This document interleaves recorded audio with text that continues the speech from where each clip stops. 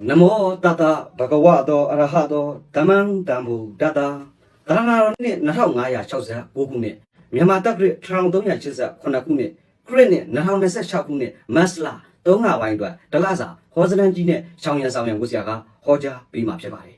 Uswa ba ma ma pyo mi hosalan ji soda maiswe lo ni ne sia upama pya yin 3 လပိုင်းရဲ့အရှုပ်တနည်းဆိုပါရင်တလတာရဲ့အရှုပ်ကိုပြောပြပေးခြင်းဖြစ်ပါတယ်။ရှေးလာကဆိုရင်ဆရာဟောစတန်တွေဟောတဲ့အခါရွှေစည်းတွေကအရန်တက်နေတဲ့အချိန်တွေဒါပေမဲ့ဆရာရဲ့ဟောကွာဟောခွင့်တွေမှာကရွှေစည်းတွေကကြာနေတယ်။ဩဘာပဲဖြစ်ဖြစ်လေဟောစတန်ကဟောစတန်ပဲကိုလည်းရွှေချောင်းနားလိုက်တာမဟုတ်အဲ့တော့မင်းတို့ဟောစတန်ကြီးပဲဟောလိုက်တယ်မကြပါဘူးကြာလာတယ်။တော်တရားဒီလိုဆိုလို့ချင်းဖြစ်ပါတယ်။ဟောစတန်ကြီးဆိုတာဟာမိတ်ဆွေလာရဲ့အရှုပ်နဲ့မိတ်ဆွေတို့အိမ်ဆောက်ပနက်ရရည်ရွယ်တူတာအိမ်တောင်ပြုစိတ်ဆက်တာတွေဒီအရာလေးတွေမှာဆရာမိတ်ဆွေများအချာဆရာတို့ဆိုလည်းအများနဲ့လောက်ရတဲ့အခါအချို့မိတ်ဆွေတွေနေရာမိတ်ဆွေတွေအနေနဲ့လိုအပ်မဲ့ထင်လို့စစ်စစ်ဆက်ဆက်နဲ့တလစာဟောစတန်ကြီးကိုပြောပြပေးခြင်းဖြစ်တယ်ဆိုတာလေထပ်လောင်းရှင်းပြရင်းနဲ့ကဲဆရာတို့3 လပိုင်းတော့ဟောစတန်ကြီးကိုစတင်လိုက်ရအောင်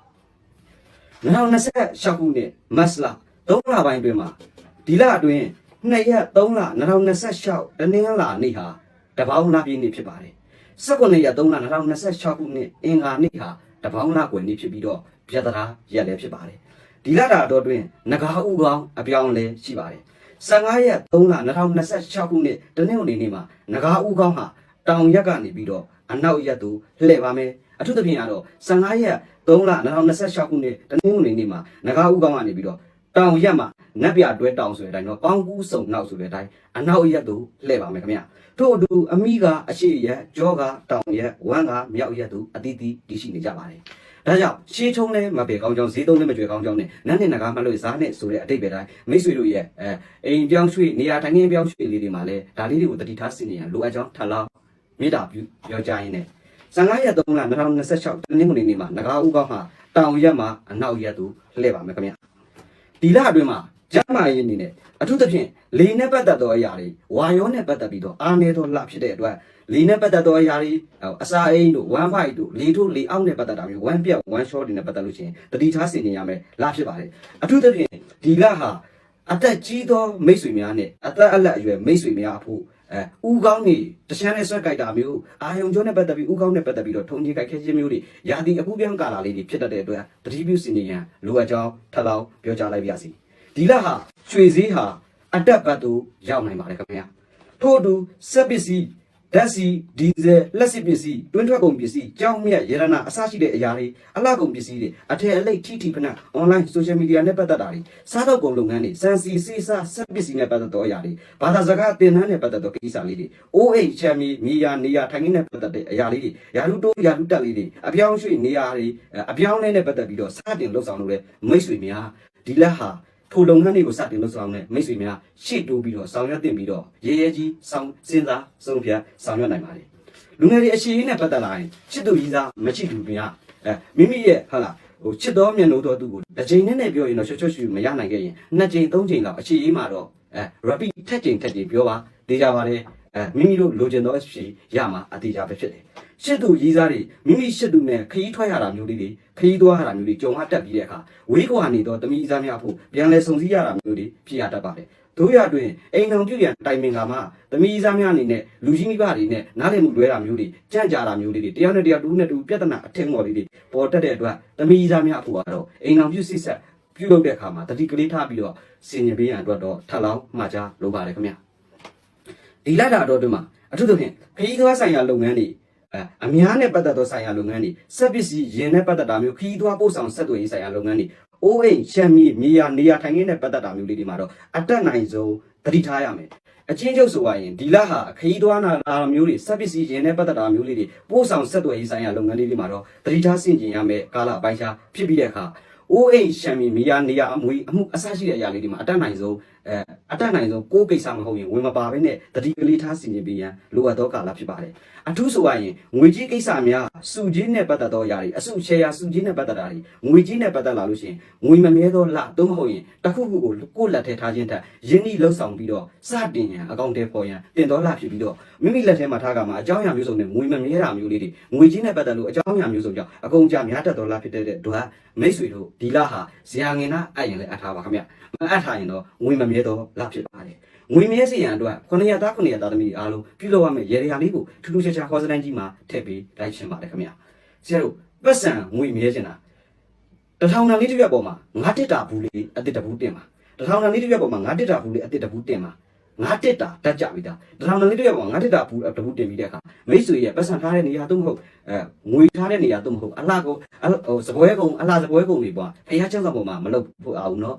်မိတ်ဆွေတို့ရဲ့ပတ်စံထားတဲ့နေရာသို့မဟုတ်အဝတ်ဗီဒီယိုသို့မဟုတ်လို့ရှိရင်မိတ်ဆွေတို့ရဲ့ဈေးဆိုင်အန်ဆွဲတွေမှာတထောင်တန်လေးတစ်ပြက်ပေါ်မှာငါတစ်တာဘူးလေးတဘူးတင်ပြီးအပေါ်ကနေဖျောင်းနိုင်လေးထွင်းပြီးတော့ဆူတောင်းရင်ငွေကြီးနဲ့ပတ်သက်လို့အထွတ်များနေတာမျိုးအဖိတ်ဆိုရင်အလွင့်ပြောက်တွေနင်းမြန်လာမှအသေးချာပဲဖြစ်ကြောင်းပြောရင်းနဲ့မိတ်ဆွေတို့ဒါကတော့ငွေမြဲစီတဲ့ခြေရာလေးဖြစ်ပါတယ်ခင်ဗျာမိတ်ဆွေတို့အိမ်တော်ရှင်များဖို့ကတော့ဒီ3လပိုင်းဆိုတဲ့ကာလအတော်အတွင်းမှာစိတ်ပန်းလူပန်းစိတ်မောလူမောဖြစ်ရတတ်ပါတယ်အထူးသဖြင့်အိမ်တော်ဘက်ကြောင့်စိတ်ချုပ်ထွေးရတာမျိုးလေးတွေအိမ်တော်ဘက်ကြောင့်အစင်မပြေတာမျိုးလေးတွေအိမ်တော်ဘက်ရဲ့အစင်ပြေမှုလေးတွေကြောင့်စိတ်ပန်းလူပန်းစိတ်မောလူမောအနေငယ်လေးဖြစ်ရတတ်သောကာလဖြစ်ပါတယ်ခင်ဗျာဒါပဲလက်သားသားသမီးရဲ့ပညာရေးကိစ္စလေးတွေကြောင့်တော့စိတ်ချမ်းသာစရာဝမ်းသာစရာလေးတွေကြုံရတတ်သောလဖြစ်ပါတယ်ဒီလက်တာအတော်အတွင်းမှာမိတ်ဆွေ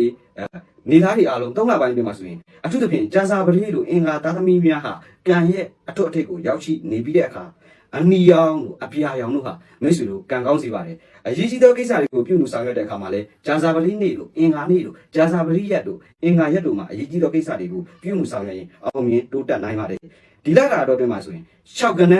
3ညာကဏ္ဍ3ကဏ္ဍတွေဟာမိတ်ဆွေတို့ရဲ့ကံကိုကောင်းစေသောနံပါတ်တွေဖြစ်ပြီးတော့ထီကန်ဆန်းလို့တပါဆိုရင်တော့ထဝင်ပွဲတို့ဘာလက်ဆိုင်တို့ဘာကုန်းတို့ပါသောနံပါတ်တွေကိုများများပါသောຢာတွေကန်ဆန်းခြင်းဖြင့်ကံကောင်းစေလဲလားဖြစ်ပါတယ်ဒီလတာတော့ဒီမှာအဆောင်ပြုလုပ်လို့တဲ့မိတ်ဆွေများအနေနဲ့မိမိတို့ရဲ့နေနံအသားနဲ့ဟင်းသာရွေပလေးလှုပ်၍ဆောင်ရင်အောင်မြင်ခြင်းနဲ့တိုးတက်ခြင်းတွေရရှိပါမယ်နေတူနံတူအသားလေးပါကြာစာပတိသားဆိုပေါက်သားတို့တနင်္ဂနွေသားဆိုရင်အုံသားတို့အင်ဂျင်သားတို့ဒီလိုသားမျိုးလေးတွေနဲ့နေတူနံတူအသားလေးတွေနဲ့မိတ်ဆွေတို့ဟင်းသာရုပ်ကလေးကိုထုပြီးဆောင်ခြင်းဖြင့်လိုရာကိစ္စပြီးမြောက်စေတဲ့အခါဖြစ်ပါတယ်အဋိဋ္ဌံပြုလုပ်လိုပါကဂုံတော်ကွန်ချာကိုတက်စိပူဇော်တာမျိုးဖြစ်စီအဋိဋ္ဌံပြုလုပ်လိုပါကဂုံတော်ကွန်ချာကိုမိမိရဲ့ဟလာအသက်30ဆိုရင်အရက်30တီတီအဋိဋ္ဌံပြုတာမျိုးဟာမိတ်ဆွေတို့ရဲ့ကံကိုတိုးတက်စေပြီးတော့အခက်အခဲအားလုံးပြေပြောက်ပြီးတော့ကံတရားရဲ့အထောက်အကူကိုရရှိစေမယ်လားဖြစ်ပါတယ်လူရမှုပြုမှုဆောင်ရွက်တိုင်းမှာမြတ်စွာဘုရားမှာအတီးတတိဖြော်ရည်တစ်ခုခုကိုလှူပြီးတဲ့အခါလူရကိစ္စအောင်မြင်စေဖို့အတွက်ဆုတောင်းပြီးတော့သွားပါကမိတ်ဆွေတို့ရဲ့ကောင်းသောလူအင်ဆန္ဒတွေကျင်းတည်ပြေးသွားသွားမှာအသေးကြပဲဖြစ်တယ်ဒီလတာတော်တွေမှာအခါအနေနဲ့ဆရာပေးလိုပါတယ်ဒီ3လပိုင်းဆိုတဲ့ကာလတော်တွေမှာမိတ်ဆွေ900သား800ကွာအားလုံးအရေးကြီးသောကိစ္စများကိုမတ်လအင်္ဂလိပ်လိုပဲပြောပါမယ်4ရက်18ရက်25ရက်နေ့ဒီမှာအရေးကြီးသောကိစ္စတွေကိုပြုမှုဆောင်ရွက်စီလိုပါတယ်အိမ်ဆောက်ပဏ္ဏရရေတွင်းတုလို့တဲ့မိတ်ဆွေများမြေတူးဆွားမှုနဲ့ပတ်သက်ပြီးတော့လှုပ်ဆောင်လို့တဲ့မိတ်ဆွေများဒီလတာတော်တွေမှာဆိုမတ်လအင်္ဂလိပ်လိုပဲ8ရက်9ရက်23ရက်နေ့ဒီမှာအရေးကြီးသောကိစ္စတွေကိုပြုမှုဆောင်ရွက်စတင်လို့ကောင်းပါတယ်အလူတို့မင်္ဂလာအလူမင်္ဂလာတို့အိမ်တက်မင်္ဂလာတို့ရှင်ပြုမင်္ဂလာတို့ဒီလိုမျိုးပြုလုပ်လို့တဲ့မိတ်ဆွေ900သား900သားသမီးများအနေနဲ့မတ်လ2ရက်နေ့17ရက်နေ့30ရက်နေ့ဒီမှာမိမိတို့ရဲ့အလူကိစ္စမင်္ဂလာကိစ္စရှင်ပြုရဟန်းခံကိစ္စလေးတွေပြုလုပ်ဆောင်ရွက်ရင်အားသာကောင်းမွန်သောအခါဖြစ်ပါတယ်အိမ်တော်ပြုစိတ်ဆက်လက်ထပ်မင်္ဂလာပြုလုပ်လို့တဲ့ဇာငယ်ရဲ့မိတ်ဆွေအိမ်တော်ပြုစိတ်ဆက်လက်ထပ်မင်္ဂလာပြုလုပ်လို့တဲ့မိတ်ဆွေများမတ်လ10ရက်20ရက်29ရက်နေ့ဒီမှာလူနှစ်ဖြာတွဲလို့မိမိတို့အနေနဲ့မိမိချစ်တော်မြတ်လို့တော့သူနဲ့စုံစည်းရတတ်မှတ်လို့ဇာငယ်နဲ့ရက်လာရွေးလို့ရပါတယ်ဆိုတော့နောက်တာနော်သမီးသားလေးတွေ့ဇာစခြင်းနေဆိုတော့အိမ်တော်ပြုစိတ်ဆက်လက်ထပ်မင်္ဂလာပြုလုပ်လို့တဲ့မိတ်ဆွေများမတ်လ10ရက်20ရက်29ရက်နေ့ဒီမှာပြုလုပ်ကြံကောင်းသောကာလအပိုင်းကြားဖြစ်ပါတယ်ခင်ဗျာဒါအပြင်မိတ်ဆွေတို့အနေနဲ့ဇာငယ်ကစကားလေးလက်ဆောင်လာတိုင်းပေးလေးရှိပါတယ်ထို့အတူပဲဆရာအနေနဲ့မိတ်ဆွေ900သားသမီးတွေကိုစကားလေးလက်ဆောင်ပေးလိုပါတယ်မိတ်ဆွေများခင်ဗျာ2020ရှာဖို့နဲ့မတ်လအတွက်ဆရာငယ်အနေနဲ့စကားလက်ဆောင်ပေးရရင်မိတ်ဆွေများခင်ဗျာလောကမှာအကောင်းဆုံးဆိုသောယေရယာဟာဖရာတရားတန်ခါဆိုသောယေရနာမြတ်သုံးပါးကလွဲရင်အခြားသောယေရယာများဟာစိုးပွဲမရှိအားနည်းကြောင်းနဲ့လောကမှာအကောင်းဆုံးယေရယာဟာဖရာတရားတန်ခါတည်ဟူသောယေရနာမြတ်သုံးပါးသည်လူတိုင်းတွင်မကအားလုံးနဲ့အတူအကျိုးပေးကြောင်းနဲ့ဒီဘဝတည်းမကနောင်ဘဝတွင်လည်းအေးချမ်းကြောင်းပြောရင်းနဲ့ကဲဆရာငယ်မိတ်ဆွေ900သားသမီးတွေအားလုံးဤကား2026ခုနှစ်မတ်လအတွက်ဟောစတန်ပြီးကျေးဇူးတင်ပါတယ်ခင်ဗျာဆရာငယ်မိတ်ဆွေများဒီဆရာတို့2026ခုနှစ်မတ်လတော်တွင်မှာအဆက်ဆက်ရရ ခုနှစ်ရက်သားသမီးတွေဘေးပီယာမှန်များဝေးကွာလို့ရတနာစိန်ကြောက်ဇေတောက်တိုင်းကစားနိုင်ကြပါစေလို့ဆရာကဒီကနေ့လိုက်လဲမေတ္တာပို့ရင်းနဲ့မိတ်ဆွေများခင်ဗျာဆရာငယ်ဆိုတဲ့အမိခံပြီးတော့ဘိုင်ပါမှာလို့TikTokမှာလို့အခြားနေရာတွေမှာအများသောအားဖြင့်အလိခံရတာမျိုးအညာခံရတာမျိုးတွေတွေ့တဲ့အတွက်များစွာစိတ်မကောင်းဖြစ်ရပါတယ်ခင်ဗျအဲ့တော့မိတ်ဆွေတို့အနေနဲ့ဆရာငယ်သားကဗီဒီမေးချင်တယ်ဆိုရင်တော့ခွန်90 290လေးတစ်ချောက်790290416တခုကသာငွေလက်ခံကြောင်းနဲ့အဲ့ဒီ Viber Telegram ဝက်အမှာဖြစ်စီဆရာငယ်ရဲ့ Facebook page ဖြစ်တဲ့ဆရာငယ်ဗီဒီဆိုတဲ့ Facebook page မှာဆက်သွယ်မေးမြန်းလို့ရကြောင်းဆရာကပြောရင်းနဲ့ကဲခုနှစ်ရက်သားသမီးတွေအားလုံးဒီကနေ့ကစဤရှိန်ဤနိုင်ကစပြီးတော့3လပိုင်းတွင်မှာအောင်မြင်မှုတွေလေးပိုင်ဆိုင်လို့ယတနာ